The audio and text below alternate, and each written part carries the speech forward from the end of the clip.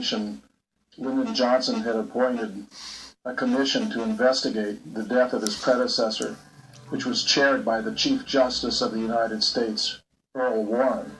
The investigative responsibilities of the commission, however, would be delegated to the FBI, which was very successful in covering it up. How many shots were fired? 3. Any of them fired at me? I know there was all 3 at the president. All 3 at the president, and we have them. 2 of the shots fired at the president were splinted, but they had characteristics on them so that our ballistic expert was able to prove that they were fired by this gun. The 3rd shot, which hit the president, he was hit by the 1st and the 3rd. The 2nd shot hit the governor. The 3rd shot is a complete bullet. That's what shattered, and that rolled out of the president's head. I tore a large part of the president's head off. In this document, drafted on November 22nd, Dallas police inform FBI Director J. Edgar Hoover of other suspects in the assassination. Hoover dismisses the information prior to Oswald's even being charged. Clearly, minds have been made up hours after the event. As the commission began their work, they faced several major problems. The rifle found in the book depository was not a high-velocity weapon, and the Army Ballistics Test Center reported 3 metal shims had to be placed under its telescopic sight to make it accurate enough just to test. FBI experts knew that Oswald's rifle could only fire every 2 seconds, and films of the assassination indicated the entire shooting took place in only 6 seconds. 3 shots were all that was allowable for one assassin, and that was pushing the time limit. The most shocking and disappointing aspect of the case was the lack of thoroughness and completeness of what the Warren Commission had done. It's incumbent upon representatives of the people to tell the people the truth. And Warren Commission didn't do that. And that to me is terribly regrettable. Once they arrived at the conclusion, and that was done already the day of the death, the day of the autopsy, that Lee Harvey Oswald was a sole assassin, then everything had to fit. That all the shots had to come from back to front, from right to left, and from up downward. And no matter what they had found, it was going to be squeezed in. That's what gave birth to the single bullet theory.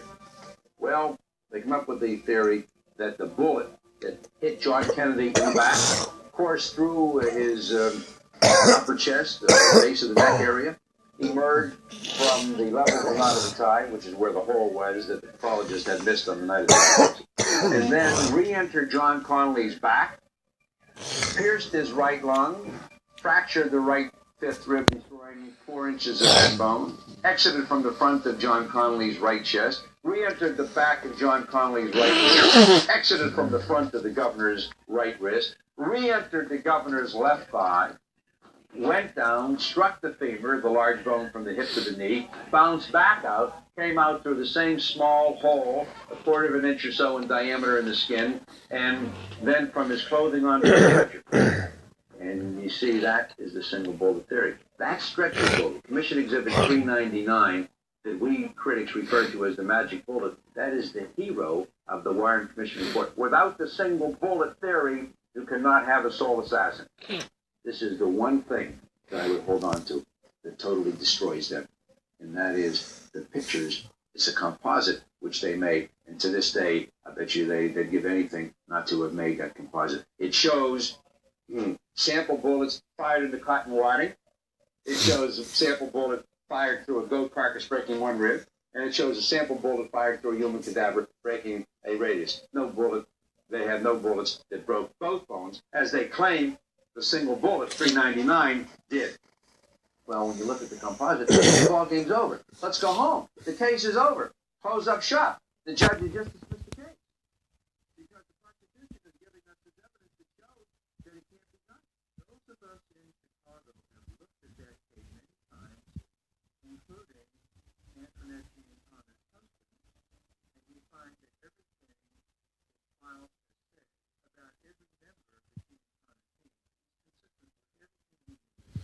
In fact, there are many facts that I have learned from James Files in his confession, and I have never found a single time that he had lied.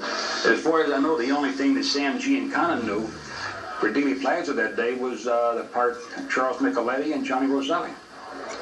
Because Sam Giancana had never discussed it with me.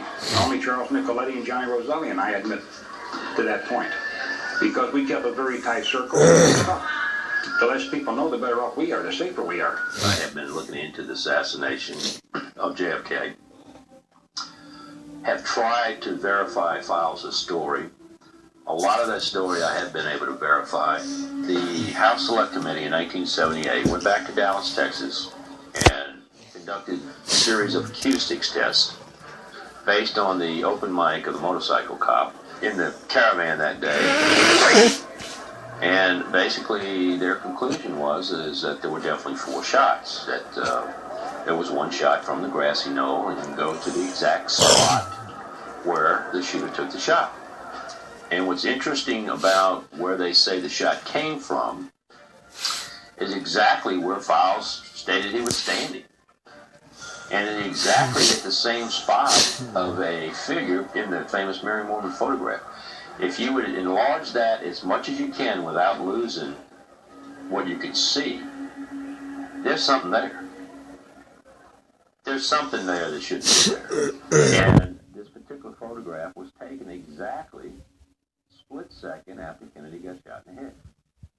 During his interviews, Files spoke of a .222 shell casing he ejected from his Remington XP-100 fireball, an experimental gun Files said was given to him by David Happy Phillips. A Texas man named John Baker and his son discovered this .222 caliber shell casing in Grassy Knoll in 1987. The dating of Rodemaker's findings is corroborated by anthropologist Gary Hughes, who stated the shell casing is consistent with a 1963 deposition date, and by the manufacturing markings on the casing, which indicate the date of production being before 1971. I took the shell casing, I bit down on it. I took it out and I looked at it and I set it on the stockade fence. And there was an indentation from my teeth on the shell casing on the ridge by the orifice. In 1993, Dr. Paul G. Stimson, a dental forensic expert at the University of Texas at Houston, wrote this letter concluding that marks on the .222 shell casing were indeed human dentition teeth marks. He identified the teeth as the right central and lower right central incisors. Since there has never been any publicity on the dents in the shell casing, and nobody knew what they were, it is impossible that James Files could have known that a dent mark was on this shell casing, unless he put it there himself. As I was leaving Dealey Plaza, nobody tried to stop me. There was 2 police officers within probably 20-25 feet of me that had been stopped by somebody posing as Secret Service agents. I could hear part of the conversation. I did not look back over my shoulder. I did not run. I didn't stand around. I just carried a natural gait and proceeded to exit. An autopsy would be performed that evening, Friday, 22 November 1963, by 2 naval officers who had no previous experience with the gunshot victims. 2 FBI special agents, James Simon and Jason Neal, are assigned to witness the autopsy of John F. Kennedy. What they see will contradict the findings of the Warren Commission. I got on the phone and Tully said that he had just received information from Bureau headquarters that we were to get in the motorcade, follow the motorcade all the way up to Bethesda where the autopsy was going to be done, witness the autopsy, and hand carry any bullets that might have been removed from the body over to the laboratory to preserve the chain of evidence. Those were our instructions. When the body was unwrapped, there was no clothes. In order to do an autopsy properly, you need to be conversing with people that have the clothes, or the best is the fact that the clothes are there with the body. Also, these agents stated that at no time did the doctors at Bethesda call or touch base with the doctors at Parkland Hospital. The driver in the other car said you ran a red light and hit him. Oh, yeah, officer? Let's go to the dash cam pro.